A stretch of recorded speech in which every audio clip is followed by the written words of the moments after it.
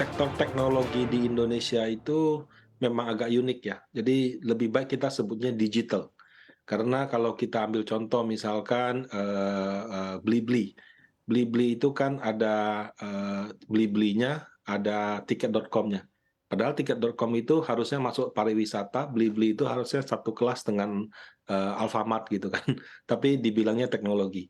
Jadi kita sebut saja digital. Nah kalau digital kan tidak banyak, ada Goto, Bukalapak, Blibli yang baru-baru ini gitu ya.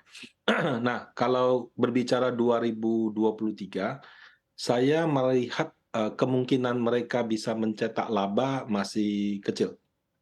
Jadi mungkin masih laporan keuangannya masih akan merah. Syukur-syukur ya kalau misalnya sudah ada yang bisa break even gitu. Tapi kelihatannya cukup sulit di 2023. Nah, tapi kalau misalkan 2023 tema pasar berubah ya. Berubahnya kenapa?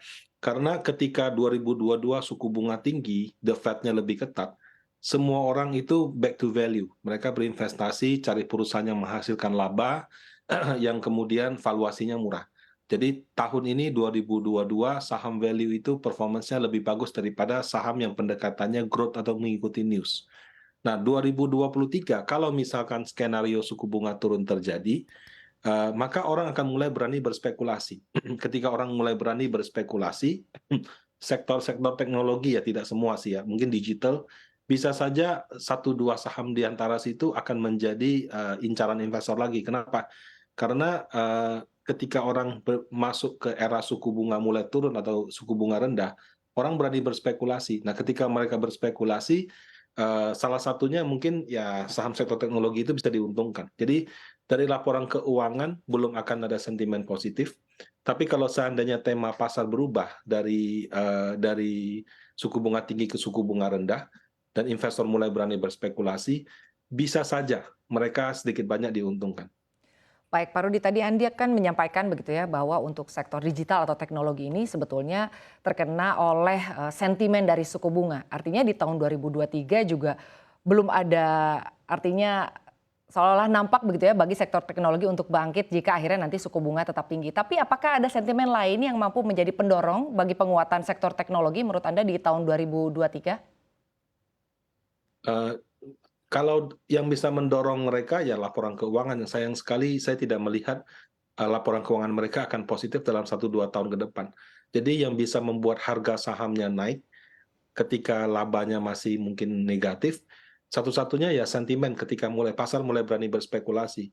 Nah, pasar mulai berani berspekulasi adalah ketika suku bunga turun atau berada pada level yang sangat rendah, seperti 2020 dan 2021. Itu kan sektor teknologi lagi booming. Kenapa booming? Suku bunga US 0%, suku bunga BI rate cuma 3,5%, bunga deposito yang ada di bank mungkin cuma 2%-an gitu. Nah, dalam era bunga rendah seperti itu, spekulasi itu akan ada dan itu biasanya diasosiasikan salah satunya teknologi. Nah, jadi sentimennya lebih karena spekulasinya saja sih. Tapi kalau dari fundamental kayaknya belum akan ada di 2023. Baik, Pak Rudi kan menyampaikan bahwa sebetulnya untuk dari sektor teknologi atau digital itu juga bergantung daripada kinerjanya. Tapi kan untuk saat ini kita ini sudah berada di era digitalisasi. Apakah sebetulnya ini juga tidak bisa menjadi pendorong begitu bagi penguatan dari sektor-sektor teknologi atau digital ini, Pak Rudi? Digital di luar negeri seperti Alibaba, seperti Microsoft, Amazon itu sudah menguntungkan. Bahkan untungnya itu labanya miliaran US dollar gitu. Jauh lebih besar daripada perusahaan-perusahaan yang ada di Indonesia. Ya, bahkan ketika harga sahamnya turun banyak pun tahun ini, itu harga mereka punya laba bersih itu masih banyak sekali. Dengan mudah mereka bisa mencaplok satu blue chip, dua blue chip di Indonesia. Nah, itu ada fundamentalnya. Kalau di Indonesia kan tidak, ya. Semua perusahaan digital di Indonesia yang besar-besar yang listed itu kan masih rugi dan belum tentu akan untung dalam 1-2 tahun ke depan. Kehidupan berbasis digital satu hal ya, tapi kan pada akhirnya kembali kepada perusahaannya mampu cetak laba apa tidak. Selama perusahaannya belum mampu mencetak laba, maka satu-satunya harapan harganya naik itu adalah dari spekulasi. Ya, kenapa spekulasi itu akan ada ketika suku bunga rendah atau turun. Jadi kalau kalau tidak ada kondisi seperti itu, cukup sulit bagi perusahaan yang masih rugi itu harganya bisa naik. Baik, Pak Rudi lalu beralih ke sektor perbankan begitu ya, khususnya untuk saham-saham perbankan big caps, prospeknya untuk di awal tahun 2023 akan seperti apa, Pak Rudi? Eee, Kalau untuk laporan keuangan perbankan, apalagi yang blue chip big caps di Indonesia, itu tidak perlu diragukan lagi, laba bersih mereka masih akan menunjukkan kenaikan, di atas, 10% lah, double digit tahun depan. Karena struktur yang sudah sangat, dibilang monopoli juga enggak ya, tapi mereka sudah menguasai lah sebagian besar daripada, pangsa pasar di Indonesia. Mereka punya cost of fund rendah karena inovasi-inovasi, kemudian LDR-nya juga masih 80-an%, sehingga mereka itu punya, kemampuan untuk ketika suku bunga naik, ibaratnya bunga depositonya naiknya sedikit, bunga kreditnya naiknya bisa lebih banyak.